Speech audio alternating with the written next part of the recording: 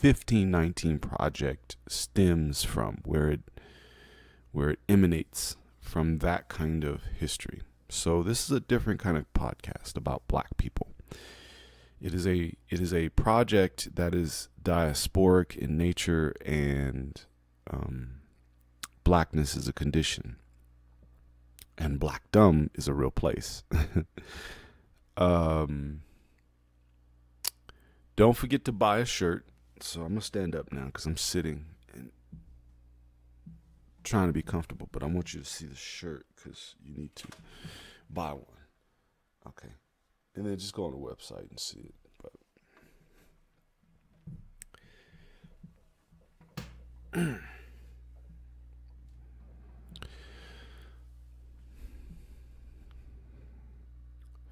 so what is this podcast about? Is it just about blackdom? Is it just about the Afro frontier? I don't know. Sometimes it might be about current events related to history, though. It's always going to be about the history and black folks 100 years ago, generally speaking. And the black folks of 100 years ago ain't no different than us now, except they were better than us. They were better than us in so many different ways that we should just go ahead and lionize our ancestors, even the ones that didn't do us proud. Because for most of our existence, and let me just say most, because we're also talking here the 1519 project, most of our existence on the North American, the so-called North American continent, there has been an opposition force that has muted the colonizer within us, or the sovereigns within us. Now, sovereigns are not necessarily always colonizers, but in this case, they go together.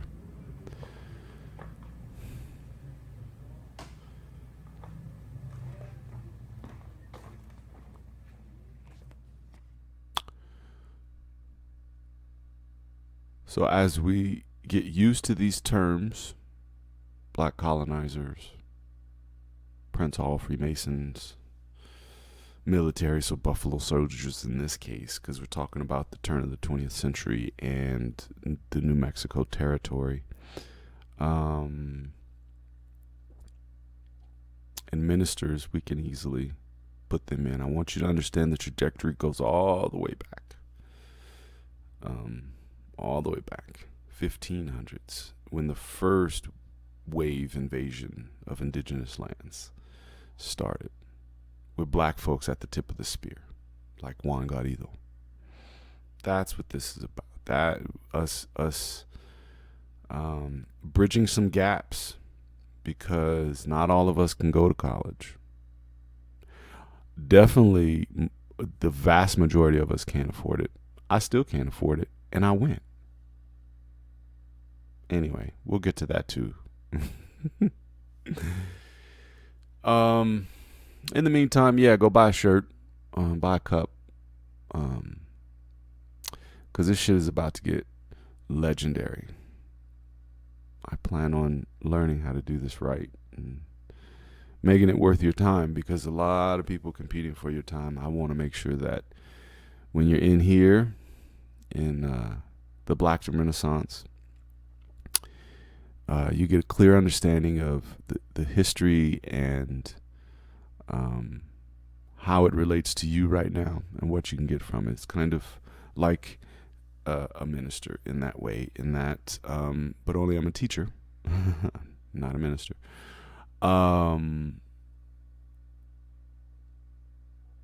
Like in the way the Bible doesn't get old, you can always go back, is the same way that I treat my dissertation.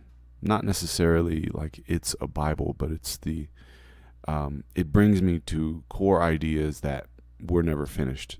My dissertation was finished, but the ideas were never finished. And so the rest of this is a ongoing development, the composting of it, the maturing of it. A lot of it is happening in real time and has been since 2015.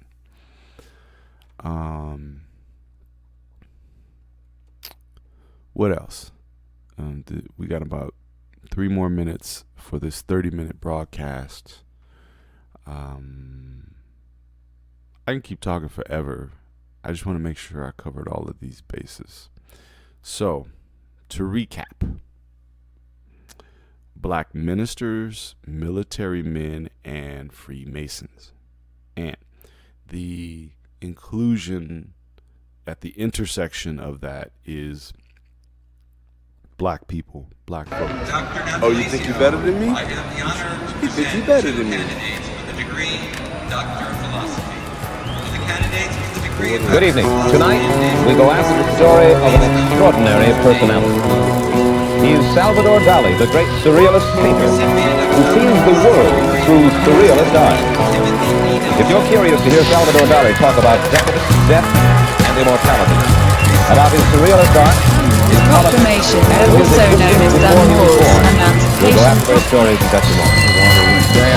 Don't take all the water with it and not leave any behind. Flippers command.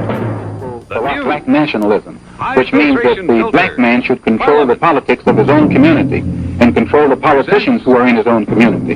We must also realize that the problems of racial injustice and economic injustice cannot be solved We'll talk with Salvador without Dali in just a a minute. radical redistribution of political and economic power. There's this myth that black people did not resist until Watts or until Malcolm or until the Black Panther Party. It's just not true. The first thing that the Black Panther Party did, of course, in Oakland was to patrol the community, to set up an armed patrol in order to ensure that black people were not harassed and intimidated by the local police department. But that had been done in the South. It was done in Birmingham. My father participated in armed patrols because they had to protect the community. They'd get out there.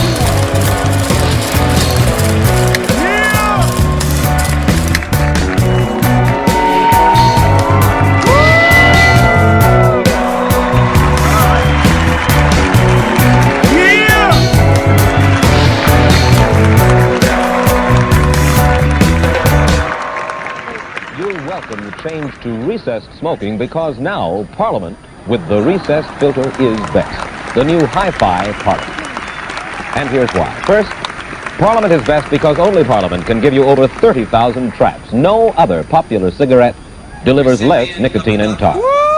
Second, unlike ordinary filters, Parliament's filter is recessed, set deep down inside here, so that trapped nicotine and tar can't get on your lips. And third, because it's recessed, there's no bitter taste of trapped nicotine and tar to spoil Parliament's pure tobacco flavor. It's a clean, satisfying smoke. And remember, Parliament is continuously tested and reported by the United States Testing Company, one of the world's leading independent testing laboratories. Over 30,000 traps, exclusive recessed filter, flavor pure protection. Yes, smoke the best. Hi-Fi Parliament, now at popular price. And now to our story.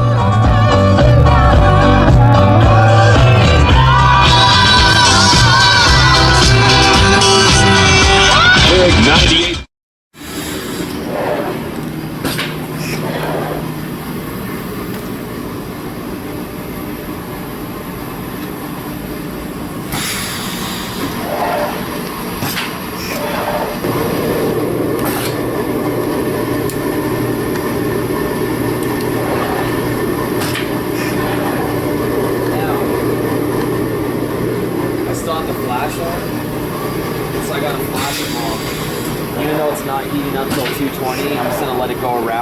Until it does. So instead of doing it one at a time. The Rastaman redemption, but when the two seas clash, that's when the plane land. King of all kings touched down in Kingston. Would you believe so? Said so done, Busta Man.